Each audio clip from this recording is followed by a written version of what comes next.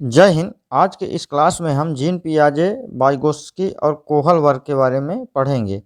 ये आपके ऐसे महत्वपूर्ण टॉपिक हैं, ये तीनों टॉपिक जो आपके CTET, REET, UP TET या फिर किसी भी टेट एग्जाम में बार बार प्रश्न यहाँ से पूछे जाते हैं। तो देखिए, जीन पियाजे की बात करें तो जीन पियाजे जो है ये स्विट्जरलैंड के वैज्ञानिक थे। इनका जन्म 1869 में और इनकी जो मृत्यु हुई थी 1980 में हुई थी। ये एक स्विस वैज्ञानिक मनोवैज्ञानिक थे, जिन्होंने जो है मानव विकास के समस्त पहलुओं को क्रमबद्ध तरीके से उजागर किया था, जिसे हम जीन पियाजे का संज्ञानात्मक विकास का सिद्धांत के नाम से जानते हैं। तो जीन पियाजे जो थे ये एक स्विट्जरलैंड के मनोवैज्ञानिक थे। कहाँ के? स्विट्जरलैंड के मनोवैज्ञानिक थे। इन्होंने जो सिद्धांत दिया था वो कौन सा सिद्धांत दिया था? वो है संज्ञानात्मक विकास का सिद्धांत इन्होंने दिया था, अर्थात कॉग्निटिव डेवलपमेंट थ्योरी इन्होंने दी थी। अब ये संज्ञानात्मक विकास का सिद्धांत में क्या क्या बातें इन्होंने कहा था, आइए उसको देखते हैं। तो देखिए, जीन पियाजे ने जो संज्ञानात्मक विकास की थ्योरी दी थी, तो इनके अनुसार इनका जो मानना था कि बालक का जो है बौद्धिक विकास क्रमबद्ध तरीके से होता है। जैसे क्रमबद्ध तरीके का मतलब जैसे क्या होता है? जैसे बच्चा जब भूख लगता है तो वह क्या करता है कि भूख लगने पर रोने लगता है, अर्थात वह अपने भावनात्मक पहलुओं की, चूँकि छोटा बच्चा जब होगा तो वो मुँह से बोल नहीं पाता है, अपनी सारी बात मुँह से नहीं कह पाता, तो वो क्या करता है, रोने के हाव भाव के माध्यम से अपनी भावनात्मक चीज़ों को व्यक्त करता है। अर्थात वह अपने भावनात्मक पहलुओं को जो है विभिन्न क्रियाकलापों के जरिए व्यक्त करता है।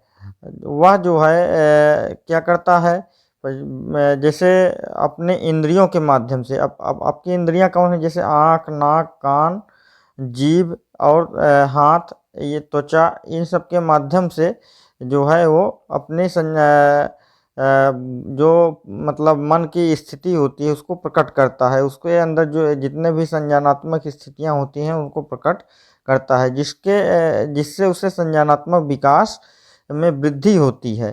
तो ये इनका मानना था। अब देखिए, जीन पियाजे ने तीन जो है महत्वपूर्ण बातें बताई हैं। पहला है, उन्होंने कहा अनुकरण। अब अनुकरण से क्या तात्पर्य है कि जब बच्चा जो है अपने माता पिता का नकल करके, अर्थात अनुकरण करके कुछ न कुछ सीखता है। जैसा वो अपने माता पिता को देखेगा करता हुआ, वैसे ही चीज़ें वो नकल करेगा, फिर उसी चीज़ों को वो करना शुरू कर देगा। तो बच्चा जो है अनुकरण करके, अर्थात नकल करके कुछ न कुछ सीखता है, अनुकरण। दूसरी बात उन्होंने कही अनुकूलन। अब अनुकूलन क्या है? ये समाज में आकर दुनिया के बारे में समझ विकसित करता है, अर्थात वो जैसे जैसे बड़ा होगा दुनिया के बारे में उसको जानकारी होगी, और जब उसको जानकारी होगी तो उसी के अनुसार वो अपने आप को ढालना शुरू कर लेगा। फिर आत्मसातीकरण तीसरी बात उन्होंने कही। तो इसका मतलब क्या होता है कि पूर्व ज्ञान के साथ नवीन ज्ञान को जोड़ने की प्रक्रिया। कहने का मतलब बच्चा जब जो चीज़ें जानता है, पूर्व में जो चीज़ें जानता है, और उसके सामने जब कोई नई चीज़ आती है तो उसके साथ उसको क्या करता है, कोरिलेट करता है, जोड़ता है। जैसे मान लीजिए वो शेर देखा और शेर और बिल्ली को देखा, तो सोचेगा यार ये बिल्ली जो है शेर के जैसी ही है, लेकिन ये बिल्ली है, ये शेर नहीं है। तो इस तरह से उसका जो पूर्व ज्ञान है वो नवीन ज्ञान के साथ जोड़ने में उसको मदद करता है। तो पूर्व ज्ञान के साथ वो नवीन ज्ञान को जोड़ने की प्रक्रिया करता है। तो ये तीन चीज़ें महत्वपूर्ण उन्होंने कही। ये पहला अनुकरण कहा, दूसरा अनुकूलन कहा, तीसरा आत्मसातीकरण कहा। तो जीन पियाजे ने तीन बातें कही। इसके अलावा जीन पियाजे ने संज्ञानात्मक विकास की चार मुख्य अवस्थाएं बताई हैं। कौन कौन सी अवस्था है? तो देखिए, संवेदी गामक अवस्था, इसका जो समय उन्होंने बताया, टाइम पीरियड बताया, वो जन्म से 2 वर्ष, कितना? जन्म से 2 वर्ष तक इन्होंने बात कही। अब इसमें क्या होता है कि इसमें मानसिक क्रियाएं, जैसे सोचने समझने की क्षमता, या फिर इंद्रिय गामक क्रियाएं, जैसे इंद्रिय गामक मतलब आँख, कान, नाक, त्वचा, इनसे जुड़ी जो क्रियाएं होती हैं संपन्न होती हैं। दूसरी बात इसमें कही कि भूख लगने की स्थिति में बालक रो करके व्यक्त करता है। जब भी बच्चे को भूख लगेगी तो अपने हाव भाव के माध्यम से या रो करके वो बातों को कहेगा, कि मतलब व्यक्त कर देगा कि भूख लगी है। तीसरी बात इन्होंने कही कि जिन वस्तुओं को वे प्रत्यक्ष देखते हैं उसके लिए उसी का अस्तित्व होता है। कहने का मतलब जब बालक छोटा होता है तो वो जैसे जिन चीज़ों को वो प्रत्यक्ष रूप से मतलब सीधे रूप से देखता है, उसी चीज़ें के बारे में वो जानता है। अप्रत्यक्ष मतलब जो चीज़ें नहीं दिखाई देती उसके बारे में वो नहीं जान पाता है, उसके अस्तित्व के बारे में उसको पता नहीं होता है।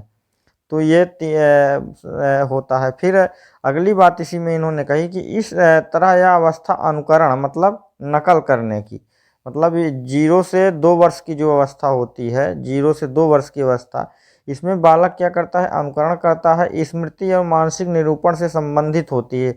स्मृति मतलब मेमोरी से, और मानसिक निरूपण का मतलब है कि उसके मस्तिष्क में जो बात आती हैं उस चीज़ों को समझने में वो या व्यक्त करने में वो हाव भाव का सहारा लेता है।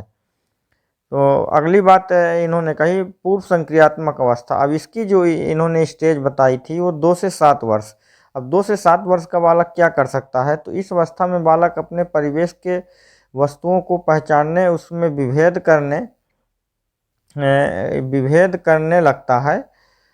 इस दौरान उसमें भाषा का विकास भी प्रारंभ हो जाता है। कहने का मतलब इस दौरान वो जो है बोलने लग जाता है, वो अपनी बातों को कहने और समझने लग जाता है। तो उसमें जो है अपने परिवेश मतलब क्या होता है, अपने आसपास की वस्तुओं को पहचानने लग जाता है, उसमें अंतर करने लग जाता है। जैसे शेर को शेर समझेगा, बिल्ली को बिल्ली समझेगा, शेर को बिल्ली नहीं समझेगा, तो इस तरह से वो अंतर करना शुरू कर देता है। शिशु जो है, बालक जो होता है, वो गिनती गिनना 1 2 3 4 5 इस तरह का गिनती गिनना तथा रंगों को पहचानना, जो कलर्स होते हैं हमारे बैगनी, हरा, गुलाबी, इन रंगों को पहचानने लगता है। वस्तुओं के क्रम में रखना मतलब उसको सीरियल करके रखना, तथा हल्का तथा भारी चीज़ों के बारे में उसको जान हो जाता है, कौन सा चीज़ वजनी है, कौन सा चीज़ हल्की है।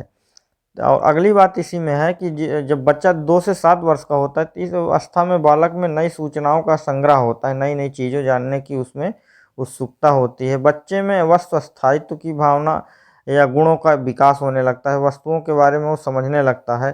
फिर माता पिता की आज्ञा मानना, पूछने पर अपना नाम बताना, घर के छोटे कार्यों में मदद करना आदि वो सीख जाता है। फिर अगली इसमें बात उन्होंने कही मूल संक्रियात्मक अवस्था। अब इसकी जो स्टेज बताई उन्होंने वो 7 से 11 वर्ष बताई। इसमें क्या करता है बालक, कि बालक अपने पर्यावरण के साथ अनुकूलन करने लगता है, अर्थात तो उसका जो आसपास का माहौल होता है उसके साथ वो ढलना शुरू कर देता है और अनेक नियम सीख लेता है। इस और अवस्था में बालक में विश्वास करने लगता है कि लंबाई, भार आदि के संपत्तियों में चिंतन करने लगता है। वो समझने लगता है कि लंबाई बढ़ रही है, वजन बढ़ रहा है, ये सारी चीज़ों के बारे में उसको पता चल जाता है। भाषा एवं संप्रेषण, संप्रेषण मतलब कम्युनिकेशन, लैंग्वेज की योग्यता का विकास उसमें होने लगता है। इस अवस्था में बालक में वस्तुओं को पहचानने, कौन सी वस्तु कौन सी चीज़ की है, क्या है, उसको जानने लगता है, उसमें विभेद करने लगता है और उसका वर्गीकरण मतलब अलग अलग तोड़ तोड़ के चीज़ों को समझने लगता है। तो ये जो अवस्था होती है ये 7 से 11 वर्ष की अवस्था होती है। इसका नाम है मूल संक्रियात्मक अवस्था। फिर अमूर्त संक्रियात्मक अवस्था। अमूर्त का मतलब होता है जो सामने ना दिखाई दे।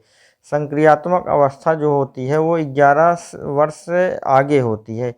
यह जो है अवस्था 11 वर्ष से प्रौढ़ावस्था तक चलती है। इस अवस्था में बालक अच्छी तरह से जो है सोचने, समझने, समस्या का समाधान करने तथा निर्णय लेने की क्षमता इसमें विकसित हो जाती है। और इस अवस्था में मानसिक योग्यताओं का पूर्ण विकास हो जाता है। मानसिक योग्यताएं मतलब हमारे सोचने और समझने की जो क्षमता होती है उनका पूरी तरह से विकास हो चुका होता है।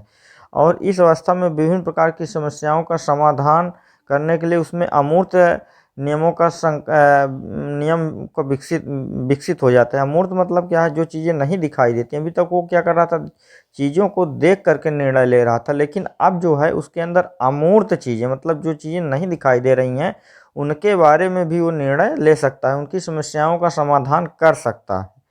तो इस तरह से ये जो है जीन पियाजे ने जो 4 प्रमुख अवस्थाएं बताई। अब इनका शैक्षिक महत्व क्या है देखिए, तो जीन पियाजे की जो 4 प्रमुख अवस्थाएं इनका शैक्षिक महत्व भी है।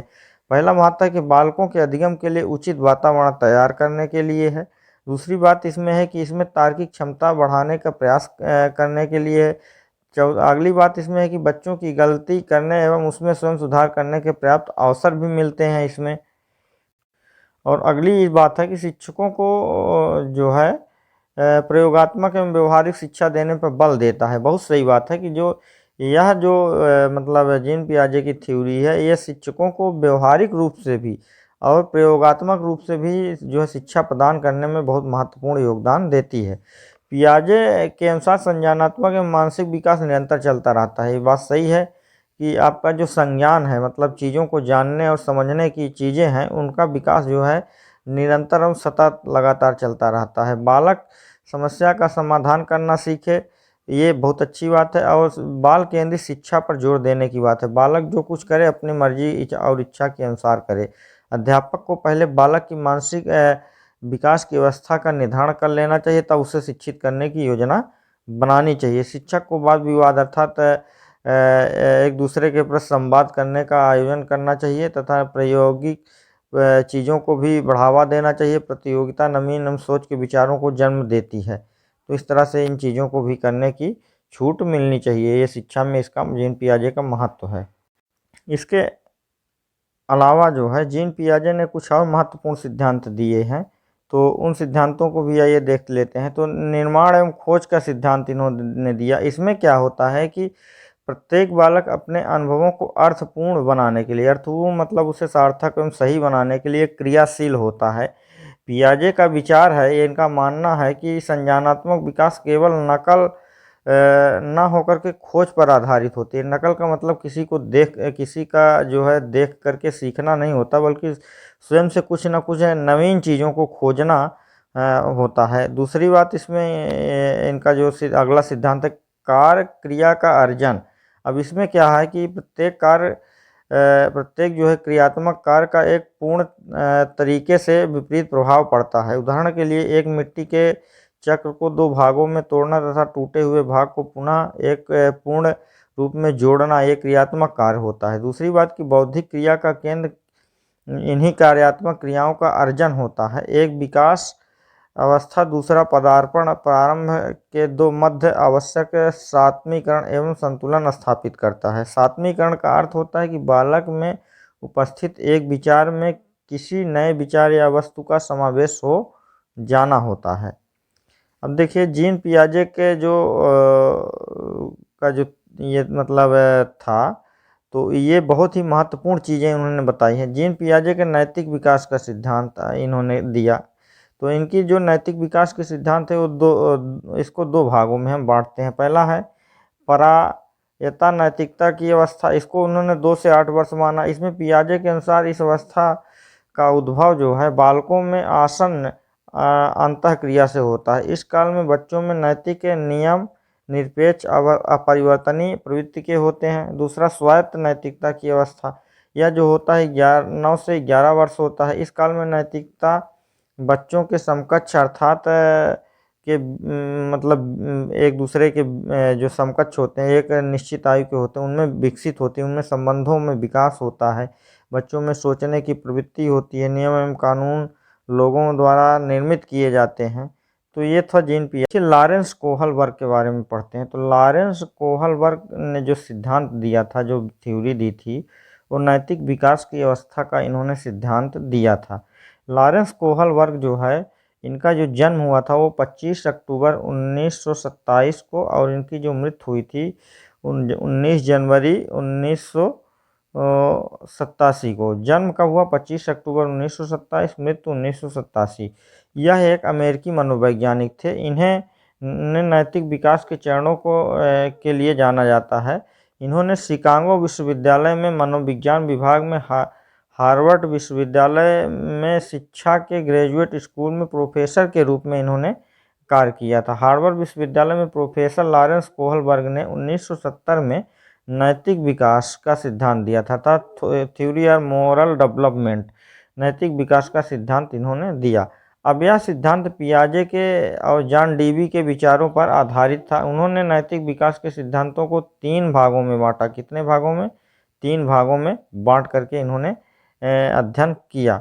पहला इन्होंने कहा कि नैतिक व्यवहार जन्मजात नहीं होता। इनका मानना था कि कोई भी नैतिक व्यवहार व्यक्ति अपने जन्म के साथ नहीं लेके आता, वो जो कुछ भी सीखता है वो पैदा होने के बाद सीखता है। बल्कि इसे सामाजिक परिवेश मतलब समाज के माध्यम से इसे अर्जित किया जाता है। अर्जित करना मतलब सीखा जाना या प्राप्त करना। इनका जो मानना था कि मतलब कोई भी काम जो होता है वो नैतिकता के आधार पर होना चाहिए, और वो जो कुछ भी सीखता है वो समाज के परिवेश से ही सीखता है या अर्जित करता है। इन्होंने 3 चीज़ें बताई। पहला इन्होंने कहा कि पूर्व परंपरागत स्तर या पूर्व नैतिक स्तर। इसका जो इन्होंने स्टेज बताया वो 4 से 10 वर्ष तक की आयु के बारे में बताया। कहा कि इस आयु में बालक अपनी आवश्यकताओं के संबंध में सोचते हैं तथा नैतिक दुविधा से संबंधित प्रश्न उनके लाभ या हानि पर आधारित होते हैं। मतलब वो कौन सा कार्य करें कौन सा ना कार्य करें जिससे उनको लाभ हो या हानि हो, इसके बारे में वो सोचते हैं और उसके बारे में उनको नैतिक दुविधा बनी रहती है। नैतिक कार्य का संबंध सामाजिक एवं सांस्कृतिक रूप से क्या सही क्या गलत इससे संबंधित होता है। इन्होंने इसी में पूर्व परंपरागत अवस्था में 2 चीज़ें महत्वपूर्ण बताई। पहला इन्होंने कहा दंड या आज्ञा पालन या अभिमुखता की अवस्था। इसमें उन्होंने कहा कि बालकों के मन में आज्ञा पालन या दंड का भाव पर आधारित रहता है। इस अवस्था में बालक नैतिकता का ज्ञान हो जाता है। मतलब इस उम्र तक पहुँचते पहुँचते बालक के अंदर नैतिकता का ज्ञान होने लगता है। दूसरी बात इन्होंने कही कि आत्मा अभिरुचि एवं प्रतिफल अभिमुखता। इसमें इन्होंने कहा कि इस अवस्था में बालक अपनी रुचि को प्राथमिकता देता है, वह पुरस्कार पाने के लिए नियमों का पालन करने लगता है। तो और अगले बात इन्होंने कहा परंपरागत अवस्था। अब इस अवस्था में क्या हो कि ये जिन्होंने बताई दूसरी बात इन्होंने बताई कि 10 से 13 वर्ष इसकी अवस्था इन्होंने बताई। तो कोई बालक दूसरे व्यक्ति के नैतिक मानकों को अपने व्यवहार में समाहित करता है तथा उस मानक के सही एवं गलत पक्ष के चिंतन के बारे में निर्णय करता है तथा उससे अपनी सहमति बनाता है। अब इसमें इन्होंने 2 चीज़ें फिर से बताई परंपरागत के अंतर्गत। पहला इन्होंने कहा अधिकार संरक्षण अभिमुखता। अब इसमें क्या होता है कि इस अवस्था में बच्चे नियम एवं व्यवस्था के प्रति जागरूक होते हैं, नियम एवं व्यवस्था का अनुपालन के प्रति जवाबदेह होते हैं। दूसरा इन्होंने कहा अच्छा लड़का या अच्छी लड़की। अच्छा, इस अवस्था में बच्चे में एक दूसरे का सम्मान करने की भावना विकसित होने लगती है। एक दूसरे के जो है प्रति भावनाओं को उनके मतलब नज़रिए को मतलब सम्मान की दृष्टि से देखना तथा उसे पाने तथा छूने की इच्छा व्यक्त होने लगती है। अब तीसरी इन्होंने जो बात कही वो उत्तर परंपरागत अवस्था। क्या उत्तर परंपरागत या आत्म अंगीकृत नैतिक मूल्य। ये 13 वर्ष से ऊपर की बात इन्होंने कही। इसमें इन्होंने कहा इनका मानना था कि नैतिक विकास में परंपरागत स्तर नैतिक मूल्य एवं चारित्रिक मूल्य के संबंध अच्छे या बुरे के बारे में संदर्भ या बालक या परिवार समाज राष्ट्र एवं महत्व को प्राथमिकता देते हुए स्वीकृति या अस्वीकृति ये चीज़ें इन्होंने इस अवस्था में बताई। अब इसमें इन्होंने कहा कि सामाजिक अनुबंध अभिमुखता। 2 चीज़ें इसमें भी बताई इन्होंने बताया। क्या बताया? सामाजिक अनुबंध अभिमुखता। देखिए इन्होंने 3 स्टेज बताया, तीनों स्टेज में 2-2 चीज़ें इन्होंने कही। उसी प्रकार से इसमें भी इन्होंने कहा, पहला इसमें कहा कि सामाजिक अनुबंध अभिमुखता, दूसरा सार्वभौमिक नैतिक सिद्धांत अभिमुखता। अब पहले वाले में क्या कहा होता है कि इस अवस्था में बच्चे वही करते हैं जो उन्हें सही लगता है। उदाहरण स्वरूप मान लीजिए एक व्यक्ति अपने बच्चे को जान बचाने के लिए दवा की चोरी करता है तो वह मतलब ये समझेगा करें कि ना करें, और मतलब दुविधा में रहता है, नैतिक दुविधा उसके अंदर बनी रहती है। हिंज वाली कहानी है। और दूसरा स्टेज उसके अंदर होता है कि ये चोरी नहीं करेंगे तो मतलब इससे हमारा अहित हो सकता है, मतलब किसी की जान जा सकती है, तो उसके अंदर ये चीज़ें बनी रहती हैं। चोरी करेंगे तो पकड़े गए तो हमारा समाज में मतलब इज्जत सम्मान डूबेगी, तो वो नैतिक दुविधा में बना रहता है। सार्वभौमिक नैतिक अभिमुखता। इस अवस्था में अंतःकरण की ओर अग्रसर हो जाती है।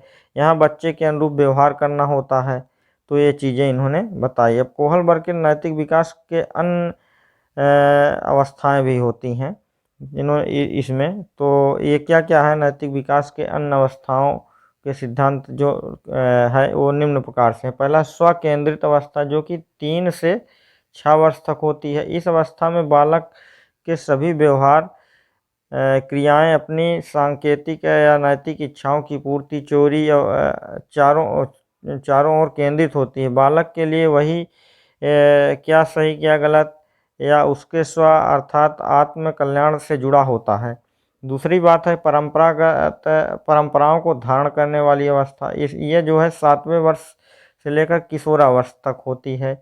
अब इस अवस्था में बालक समाज के बनाए नियम, परंपराओं तथा मूल्यों को धारण करने संबंधी नैतिकता का विकास होता हुआ देखा जा सकता है।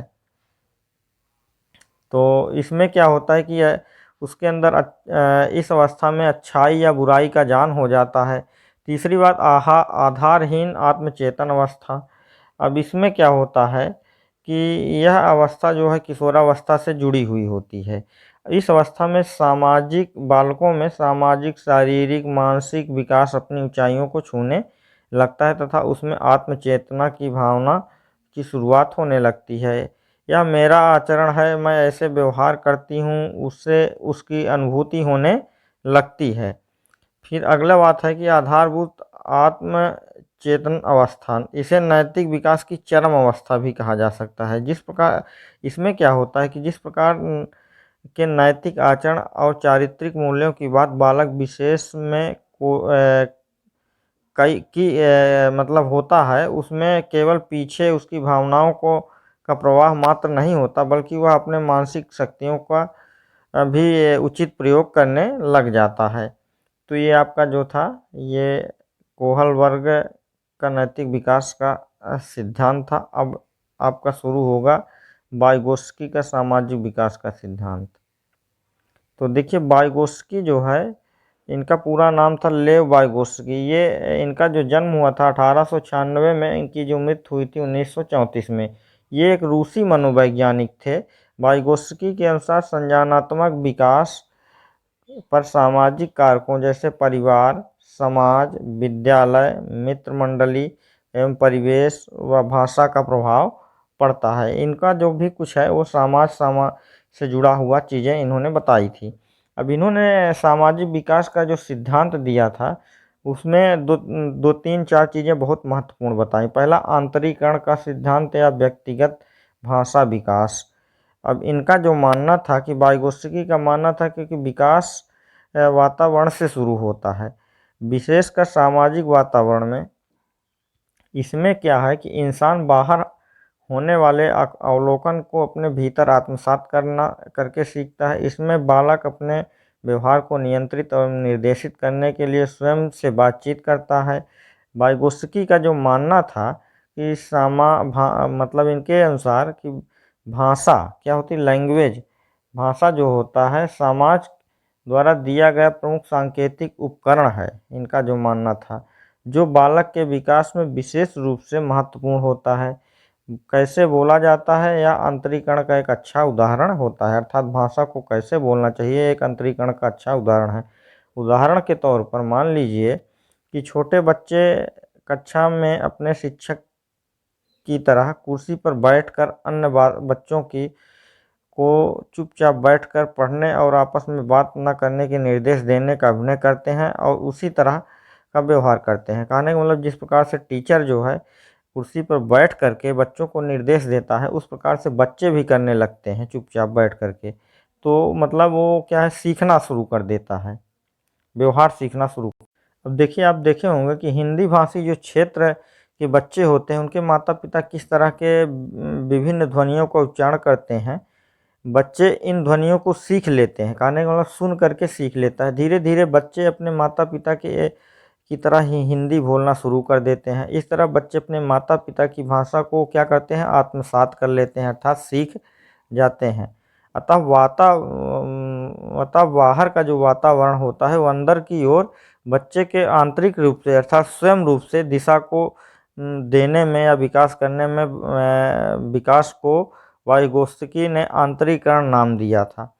इन्होंने जेडपीडी का सिद्धांत दिया, अर्थात जेडपीडी क्या है, जोन ऑफ प्रॉक्सिमल डेवलपमेंट, अर्थात समीपस्थ विकास का सिद्धांत, निकटतम विकास का सिद्धांत भी इसे कहा जाता है। वाइगोत्स्की का जो मानना था कि शिक्षक वाइगोत्स्की ने शिक्षक के रूप में स्वयं के अनुभव के दौरान वाइगोत्स्की एक ने शिक्षक के रूप में अनुभव के दौरान यह जाना कि बालक अपने वास्तविक जीवन से जाकर समस्याओं का समाधान कर सकता है, से बाहर जाकर के समस्याओं का समाधान कर सकता है। उन्हें थोड़ा निर्देश मिल जाए, इस स्तर को वाइगोत्स्की का संभावित विकास का सिद्धांत माना जाता है।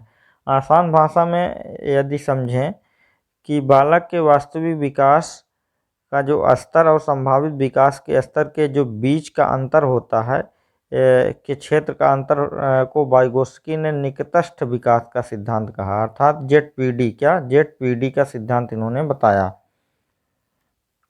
वाइगोत्स्की का कहते हैं कि बालक के स्वयं से समस्या समाधान की क्षमता द्वारा होने वाले वास्तविक विकास के स्तर और किसी बड़े व्यक्ति के निर्देशन में होने वाले विकास के बीच का अंतर ही संभावित विकास के क्षेत्र को निर्धारित करता है। ये इनका ऐसा मानना था। तो अगली बात इनका मानना था कि यह संप्रत्यय दोस्तों के सहयोग से सीखने, प्री लर्निंग, दोस्तों के सहयोग से सीखने को बड़े के निर्देशन से सीखने जितना ही महत्वपूर्ण मानता है।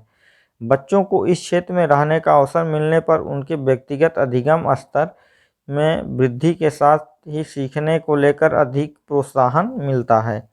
अब इन्होंने जो सामाजिक विकास के सिद्धांत की जो विशेषताएं बताई थी वो क्या थी कॉग्निटिव डेवलपमेंट थ्योरी की। तो वाइगोत्स्की के अनुसार बच्चे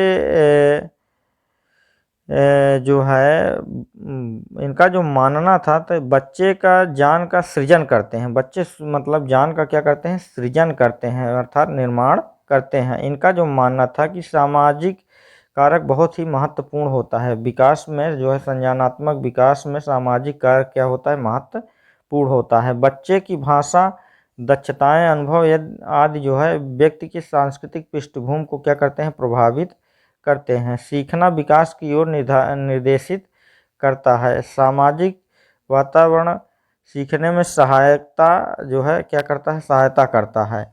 वाइगोत्स्की के अनुसार सीखने में शिक्षक के अलावा सामाजिक व सांस्कृतिक वातावरण का क्या है, महत्वपूर्ण स्थान होता है। ये वाइगोत्स्की ने सामाजिक सांस्कृतिक विकास की दिशा देती है। ज्ञान को भी जो है सामाजिक संदर्भ में होता है, विकास को सामाजिक संदर्भ से अलग नहीं किया जा सकता है। वाइगोत्स्की ने संज्ञानात्मक विकास के लिए भाषा पर बल दिया।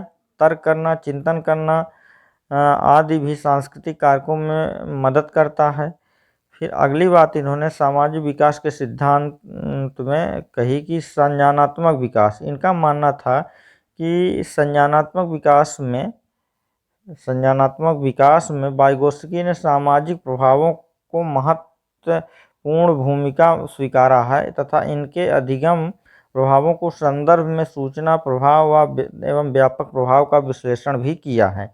अंतःक्रिया, अगली बात इन्होंने कही। अब अंतःक्रिया के माध्यम से छात्र में स्वयं प्रेरणा उत्पन्न होती है जो कि उसके सीखने में सहायता प्रदान करती है। जेड-पी-डी की अवधारणा इन्होंने बताई, जैसा कि मैंने अभी पूर्व में ऊपर बताया ऊंचे, कि जो कुछ हम जानते हैं और जो कुछ हम नहीं जानते हैं उनके बीच में एक रिक्त स्थान होता है। यह रिक्त स्थान ही विकास का ज्ञान का आधार होता है। अगली बात इन्होंने कही कि जो संस्कृति का अधिगम पक्ष की बात इन्होंने कही। अब संस्कृति क्या अधिगम पक्ष क्या है कि संस्कृति जो है विशिष्ट व्यवहार परिवर्तन एवं मानसिक कार्यों में परिवर्तन को प्रदर्शित करती है। फिर अगली जो पांचवी बात इन्होंने कहा, अधिगम स्तर में भिन्नता। तो आप देखेंगे कि प्रायः छात्रों को समान परिस्थितियों में स्वतंत्र रूप से रखने पर उनके अधिगम स्तर में भिन्नता पाई जाती है। तो इस प्रकार से आज की इस क्लास में हम वाइगोत्स्की और जीन पियाजे और कोहलबर्ग तीनों को का जो है टॉपिक मैंने कंप्लीट कर दिया। तो आपको एक बार फिर से बता देते हैं, वाइगोत्स्की ने जो सिद्धांत दिया था वो सामाजिक विकास का सिद्धांत दिया था। फिर जीन पियाजे ने जो सिद्धांत दिया था, तो पियाजे ने जो सिद्धांत था वो संज्ञानात्मक विकास का सिद्धांत दिया था। और कोहल वर्ग ने जो सिद्धांत दिया था वो नैतिक विकास का सिद्धांत दिया था। तो ये 3 थ्योरी जो आपके टेट में बहुत महत्वपूर्ण होती हैं, ये हमने करवा दिया है। इस वीडियो को 2-3 बार और देख लेंगे तो आपका कंप्लीट हो जाएगा यहाँ से, और कॉपी पेन लेकर के नोट कर लीजिएगा। आई होप आज की क्लास आपको पसंद आई होगी। यदि पसंद आई होगी तो वीडियो को लाइक, शेयर और कमेंट कर दीजिएगा। कमेंट ज़रूर करिएगा, और साथ में शेयर लाइक भी कर दीजिएगा। आज की क्लास में इतना ही, मिलेंगे अगली क्लास में। धन्यवाद।